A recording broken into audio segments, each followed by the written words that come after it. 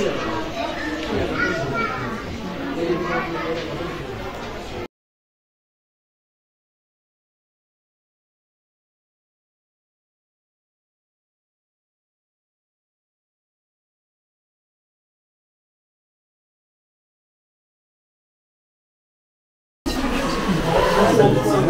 şöyle aranıza geçeyim.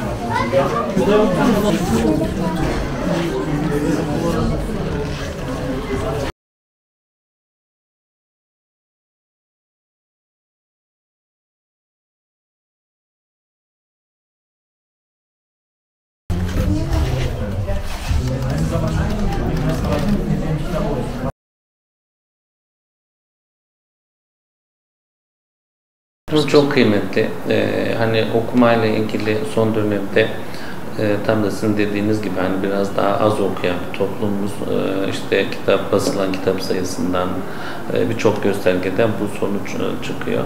Ama bir taraftan da son yıllarda işte hem sivil toplum kuruluşlarının hem Milli Eğitim Bakanlığı'nın çok büyük çabası var. İşte projeler yürütülüyor. Biz de işte sendika olarak genç memur sen teşkilatımızda çocuklarımızı kitaplarla buluşturduğumuz bir bilenle bilge nesil diye rehber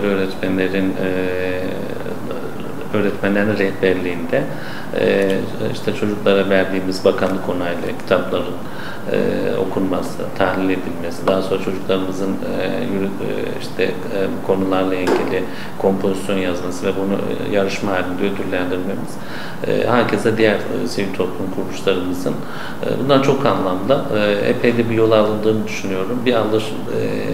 Bu çabalar öğrencilerimize bir okuma alışkanlığı kazandırır ve bir aşamadan sonra çocuk artık kitabı normal bir tüketim malzemesi gibi arar, araştırır, seçerek okur.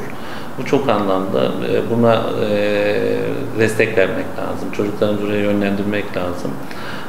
Bizim uzun yıllar söylediğimiz hani bu çalışmaların yanında okullardaki arkadaşlarımızın bu eski bir çaba ama giderek daha bilinçli hale geliyor. İşte yıllar önce okullarda haftada biz ders saatini okuma saati yapıp bütün okuldaki öğretmenler, idare, bütün personel okuma saatinde bir duyarlılık oluşsun, gündeme gelsin diye. Bunlar önemli çalışmalardı. Epey de bir yol alındı.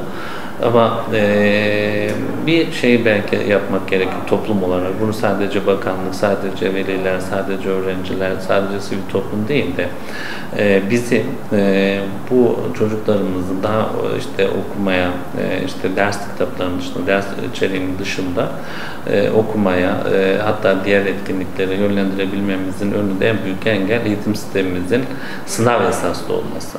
Yani bu anlamda öğretmenlerin tavsiyeleri çok kıymetli.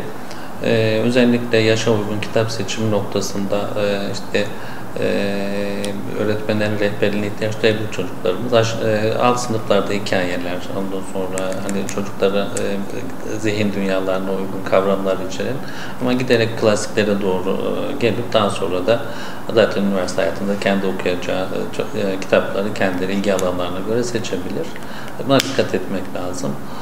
Kitap seçimi önemli. Yani çok okuyup ama işte zarar görecek kitaplar değil de işte bizim çocuklarımızın, bizim insanımızın, özellikle genç neslin bizim kendi tarihimizi, kültürümüzü, değerlerimizi, dinimizi, inancımızı, ahlakımızı, örf adetlerimizi bilmesine ihtiyaç var. Kendi yazarlarımızı.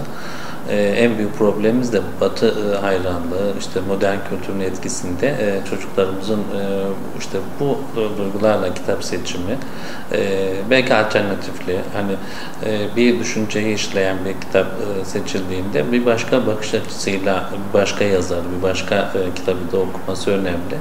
Bunlar yapıldığında bir zaman sonra zaten özellikle lise çağındaki çocuklarımızın kendi kitap seçimleri sağlıklı olacaktır.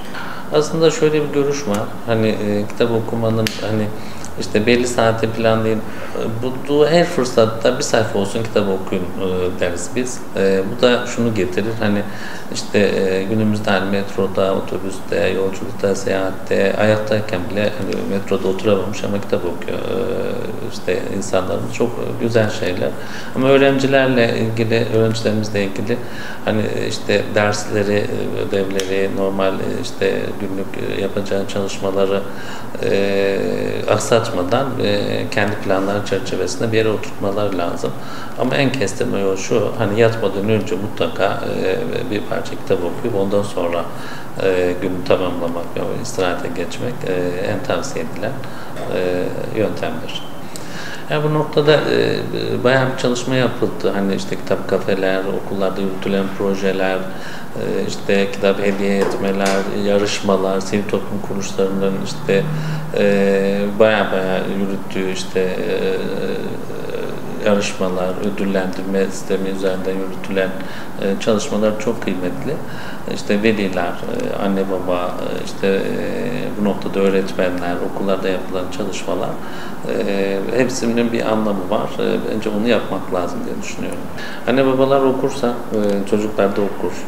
Yani genel böyle bir hani aile ortamında işte sosyal medya kullanımı, televizyon, işte hani akşam günün ve hafta sonu nasıl geçiriyor, normal mesai saatleri, okul saatleri dışında bu çok önemli. Ailenin yani anne babanın kendisi yapmadığı şeyi çocuk yapmaz. Önce örnek alması lazım. Anne babanın izinden gider çocuklar. Onun için aile olarak bunu önlem alıp televizyona, sosyal medyaya, internete bir sınır koyabilmek bu zordur. Çok kolay başarılan bir şey değildir günümüzde. Ama istenildiğinde yapılır.